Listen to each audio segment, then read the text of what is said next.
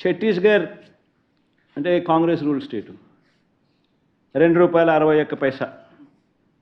ఇది August. Odisha July ₹2.61. Tamil Nadu September ₹2.61.